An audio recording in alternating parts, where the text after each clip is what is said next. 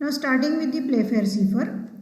In the earlier cases, what we did that maybe it's a Caesar cipher or the monoalphabetic or whatever, we tried to convert one letter into the other one. But now we are going to have the multiple letters together for the conversion into the cipher letter combination. So actually it's a polyalphabetic, though the name is not given.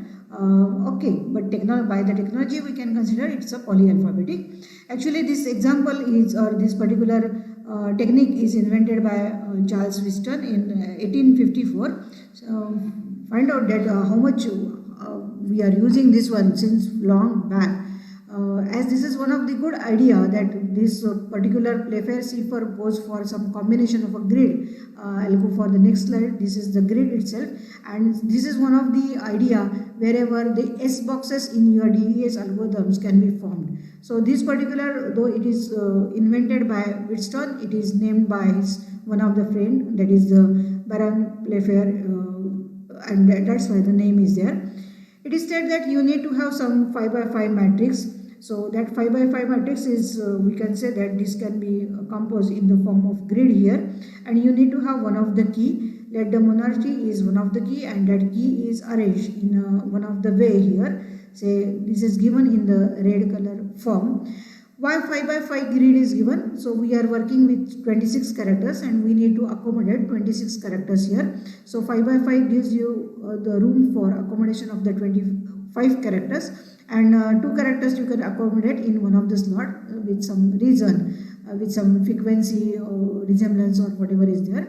You can have here the, say, combination of this into a single one, so that you can have here one compact grid. With this compact grid, I can say that this is one of the basis for your particular operation, which is the cryptographic operation. Now, in a way, how it should be carried out, the example is given here. You may read down the process in your particular book itself.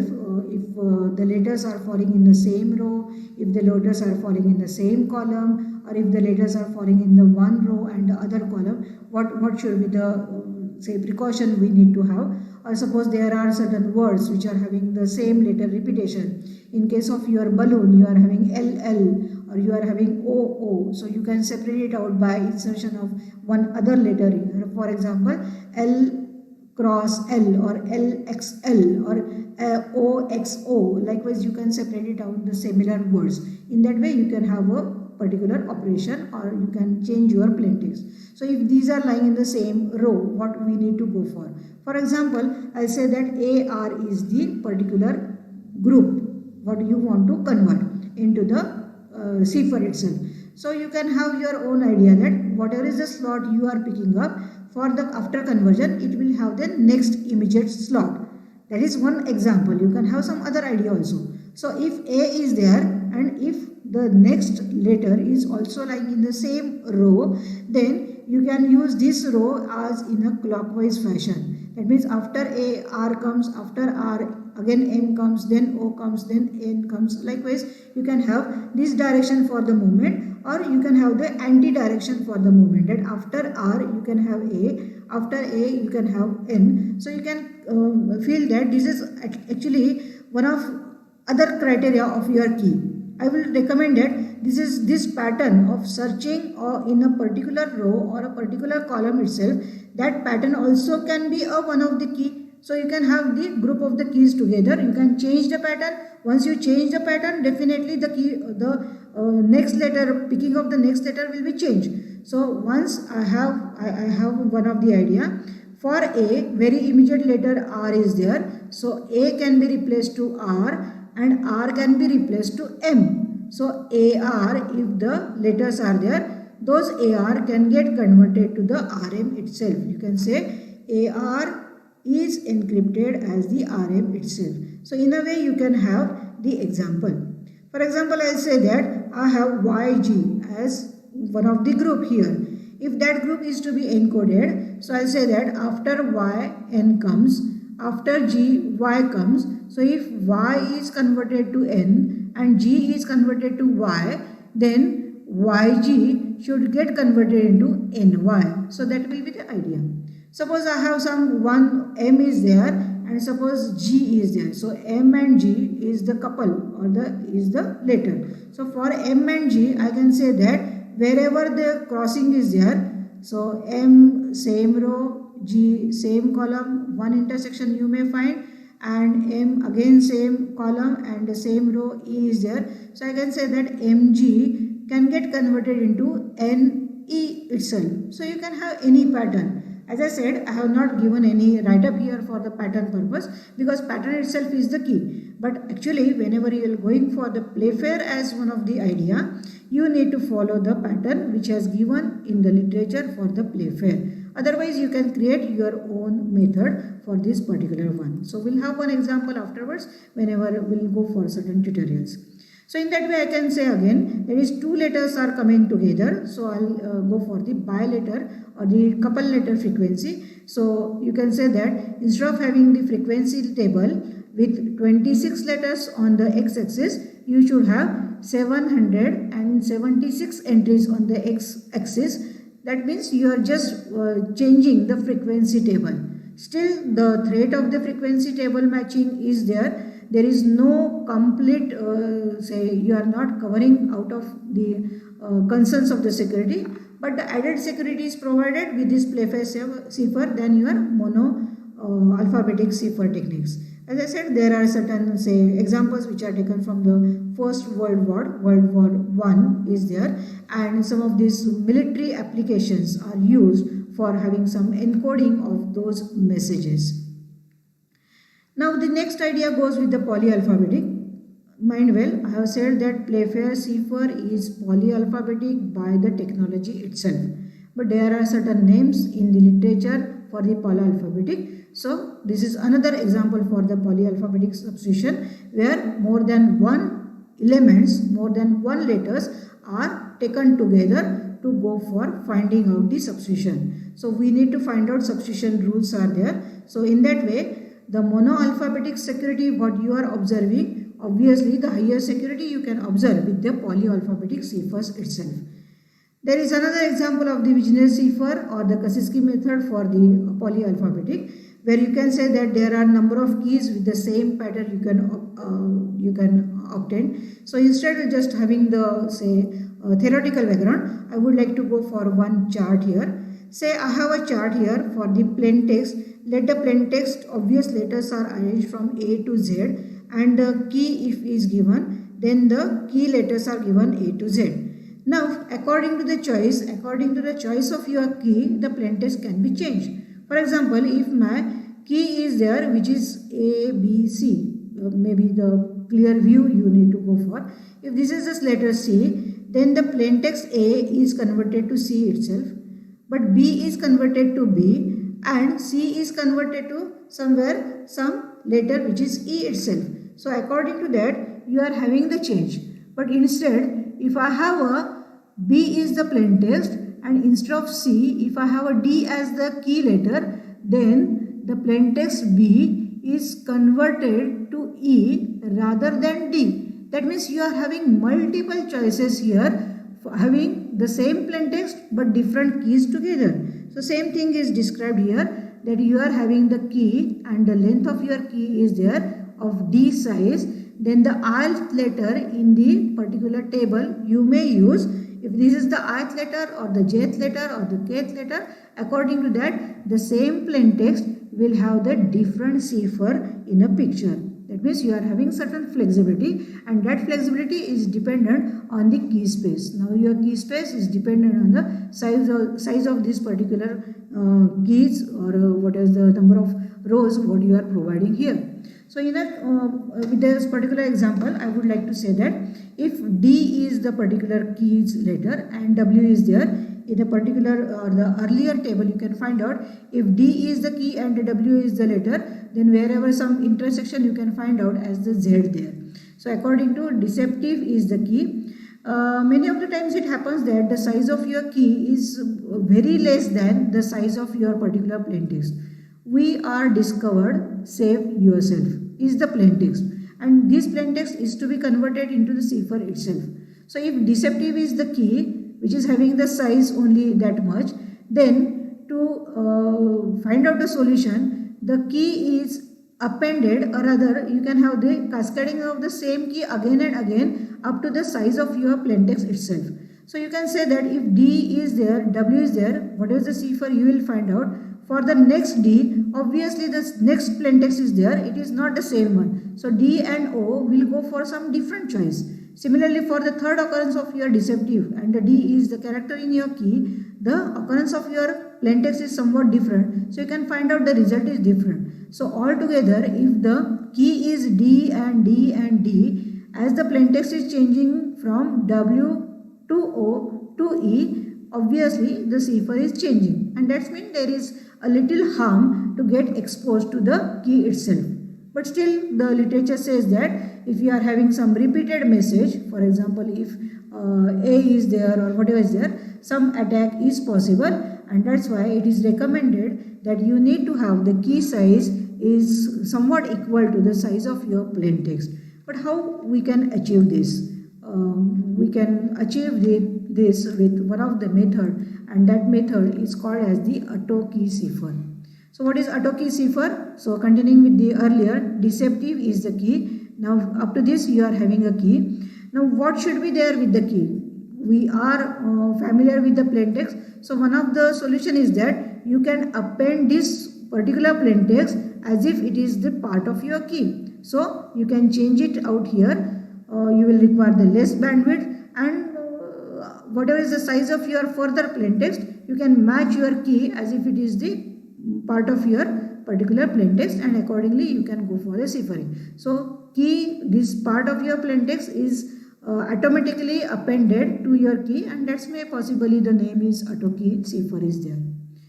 Now I would like to go for the very important, and that is called as the one-time pad. Nowadays you are using OTP.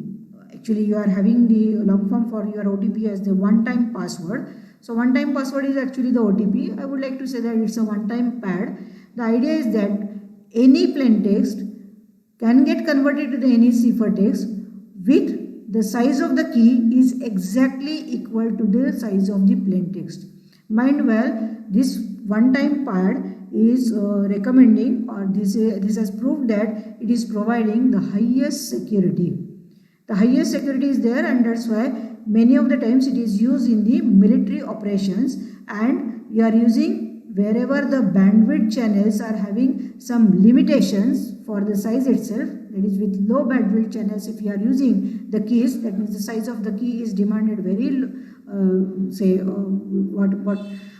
plaintext what you are sending. If the size of your plaintext is somewhat limited, then you can use the one-time pad as the encryption for this one. For the high security purpose, wherever the low size of your plaintext is there, you can go for the one-time pad as one of the idea.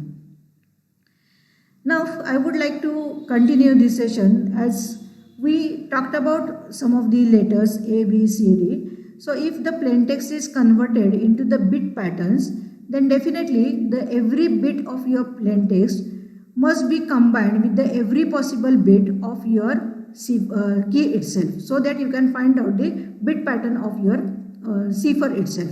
Now I'll use one of the operation here, and that operation is the XOR function. You know the XOR function very well. Why we are going for the XOR function? Because XOR function is actually the reversible function, and it is giving me the one-to-one function. Try to find out the truth table of the XOR, and then you can understand why it is one-to-one. Because if the output is 0 or output is 1, what should be the input? What are the possibilities for this one? So there is a question that if I have a message M and if I have a cipher because of the OTP, that is the one-time password or one-time pad as the C, then knowing the C and M, okay, can you compute the OTP key from given M and C? So what will be your option? Is it possible for you? Is it possible for you to calculate whether no option, whether yes option, if yes option, whether you are going for this as in what way you are calculating? So obviously, as I said, this is the operation XOR. Plaintext is there, ciphertext is there. If you are having the XOR, you are going for the key itself. So my option says that, okay, we are going to find out the key, and it is XORing will go for the finding out the key itself. So in a case, suppose I have a plaintext here, as a bit pattern 0 1 1 0 1 1 1, and if it is XORed with some key itself, then what should be the pattern for your K itself? Or you can take this may be the cipher also. So maybe plain text combined with the cipher, maybe cipher combined with the plain text, maybe the plain text combined with the key. So what is the remaining one? So in that case, what will be the result here? So obviously you can find out the result in a way what is the XOR function you are carrying it out here. So now I would like to go for the another idea, and that idea is the Hill cipher. In the Hill cipher, actually this is somewhat polyalphabetic, and mathematically this is slightly robust and slightly strong algorithm. You are going to have m successive plain text letters to convert into the say m successive cipher text letters. I say that P1, P2, P3 are the plain text letters are getting converted into the C1, C2, C3. These three are taken together, these three are taken together. Likewise, you can find it out. For this, you need to have a key. Suppose you are taking the plain text in a combination of the three letters, then I would like to go for a key, and that key is in the matrix form, and it's a 3 by 3 key. For convenience purpose, we'll go for the square matrix as the key. So I'll have here the key here, where the notational idea for the rows and columns are there. The first position of the row 1, column 1, it's a row 1, column 2, it's a row 1, column 3. Likewise, you can read it down. So plain text multiplied by key is equal to cipher, and obviously you need to have the mod of 26 here for the calculation purpose.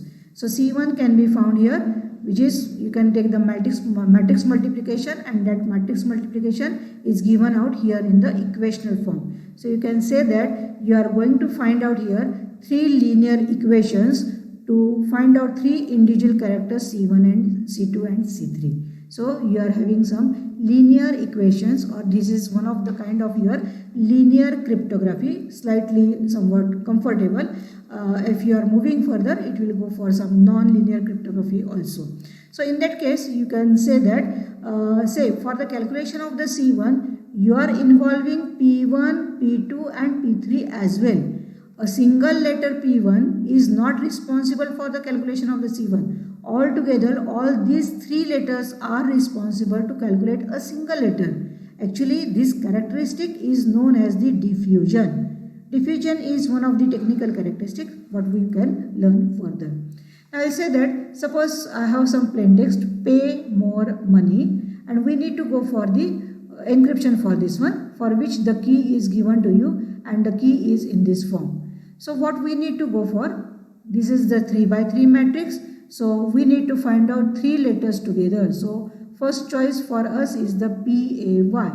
For the PAY, we can find out A is obviously 0, Y is 24, P is 15. So PAY location matrix can be found in a Y 15, 0, 24. 15, 0, 24 multiplied by K should give me some cipher, and that positions actually are beyond 26. So obviously I need to go for the mod of 26, and mod of 26 gives me here as the 17, 17, 11. So it's a RRL. Just check it out, PAY. There is no repetition of the letter is there. All these three letters are different, PAY, but still in your cipher you are finding the cipher, that is the C1 as the R, that is for P. For A again you are finding R, and for Y you are finding letter L.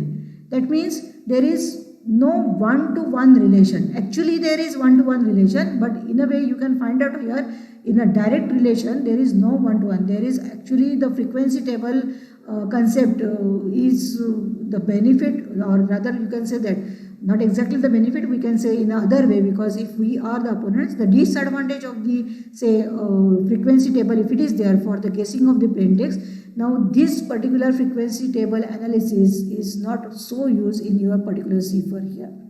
And obviously whenever you are finding out some say cipher here, from the cipher itself, if you want to go for the plain text again, then you need to find out the inverse of your matrix itself. And the finding of the inverse, again there is a task which is some difficult task for us. We can cover this particular idea in our say tutorial itself. So you can say that you are involving some matrices here for the Hill-Seyfer calculations. Here is another example of your Hill-Seyfer. You need to take the size of your matrix as the 3 by 3 or 2 by 2 or even greater than 3 by 3. But most of the time it is convenient to work with the 2 by 2 or the 3 by 3 matrix, because there is the issue of finding the say linear equations and again to find out the inverse of the matrix itself. So just have a look with this particular example. You can just pause the video and you can have a look over this one. 3 letters are taken together. Mind well, many of the books, if you go for some different versions, even for the William Sterling as the book, so if you are going for the P multiplied by K as equal to C is there. So earlier versions may say K multiplied by P is equal to C. So actually those two equations are having different results, because we all know that matrix multiplication is non-commutative. So if you change the order of the matrix multiplication, then definitely the result will be the different one. So in what way, what exactly is the question given to you, if any hint is given in your question, or likewise you can find it out in what way you can have the application of this one. So with this particular message, the result is found out here. There is another example. Suppose I have the message as the ACT act is there and the matrix is given. Not necessary that always the matrix is given in the numerical format. Let the matrix is given in your alphabet format. It is alpha numerical format.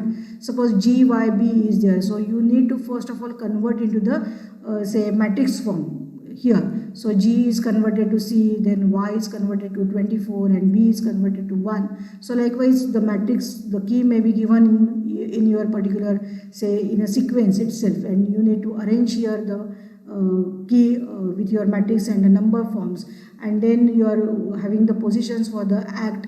What you are having here, A is having the position 0, C is having the position as the 2, and T is having the position 19. So you are having 0 to 19 as the plain text matrix here. So key multiplied by P, again I just try to reverse the particular idea. So you can say that the result is there as the POH, that is the ciphertext you can obtain as the POH.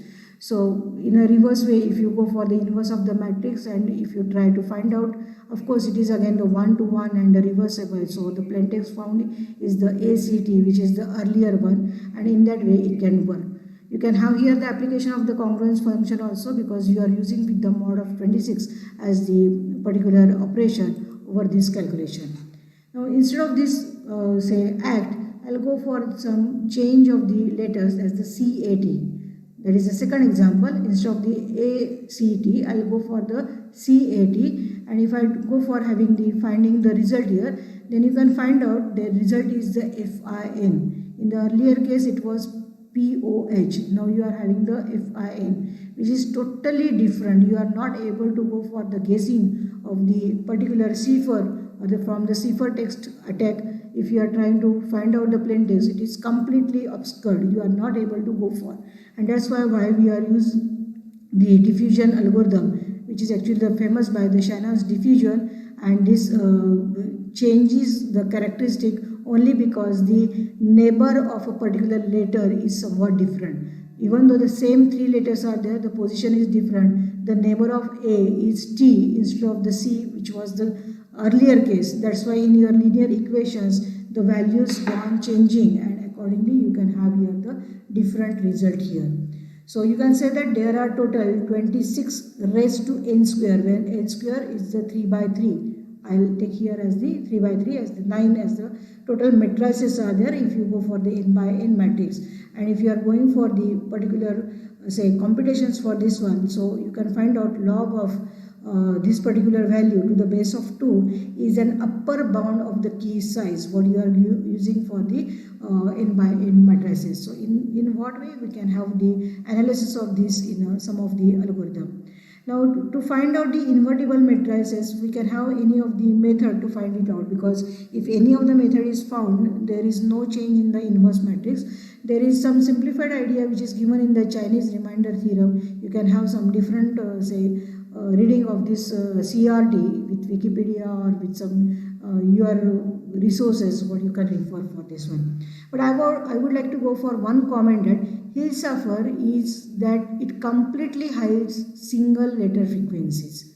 If you are using some n by n matrix, for example, if it is a 3 by 3 Hill cipher matrix you are using, it is not only hiding the single letter exposures but two letter exposures also. If you are going for the 4 by 4 Hill matrix, then it is going for the single, double letter, also triple letter. That means if you are going for the n by n size for your key itself, then it is having security for the n minus 1 gram as the one of the group for your particular text together.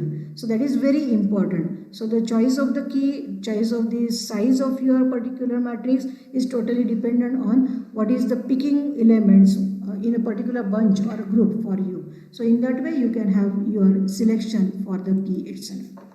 Now I would like to go for the another criteria. We already studied about the substitution ciphers. Now we will go for the transposition ciphers. That is, the shuffling is carried out. We have taken out the other name as the shuffling, and we have seen that it's a substitution and the permutation is there. That is, the permutation can be given as the transposition cipher. So in a way we can have here now we are not changing the identity of the character itself, but we are just changing or we are rearranging the letters and its order. You may find that these are very simple idea, but with the group of say 64 bit or a byte as the one of the block size which is under operation, this shuffling may create a very good rearrangement of the elements. And if the number of rounds are increased, for example DES algorithm, data encryption standard, it is using the shuffling and the transposition itself, but it is using total 16 rounds, and those 16 rounds are giving you a great shuffling of all elements. The shuffling says that suppose B is changed from the position to the position 3 and C is having the position 3 is changed to the position 2. Likewise this shuffling is there, and reshuffling is also carried out in a reverse manner. So with this particular one we are having the first transposition cipher as the rail fence cipher. Actually you can find out as the zigzag pattern is there for your rail fence, the similar zigzag pattern we can observe. For if I have a say letter or the plain text, meet me after, likewise you can arrange in a two rows. So first letter in the first row, the second letter in the second row. Here I can say that the key size is 2. If the key size is 3, then I would like to go for the 3 rows together, and you can have the alternate letter arrangement. And once those letters are placed, then at the time of picking of the letter you can read the first row completely and then you can read the second row. Likewise after reading this I can say that MEMATR, likewise you can say that MEMATR is the picking style of the elements, while the plain text is MEMET, meet me after the toga party is the particular plain text, but this plain text is converted into this form. So this is the result, and this result what according to our convention we have listed it down into the capital letters itself. There is a row transposition cipher is one of the idea. As I am giving you the concept of the row transposition, in a similar fashion you can have the column transposition also. For example, suppose I have a key here. The key is given in the form as 4, 3, 1, 2, 5, 6, 1, and the one plain text is arranged attack postponed till 2 AM. So this was the message, and this message is given into some block form, and to complete the block, to fill up the block, XYZ elements are given as the abrupt elements. These are the say useless element, but these are given as the pad elements. This is one of the example of the padding of the particular message with the XYZ. These are the nonsense elements actually, but it is to fulfill the size of your box. Now when I say that 1 is there, the meaning is that that particular 1, this column is picked up first.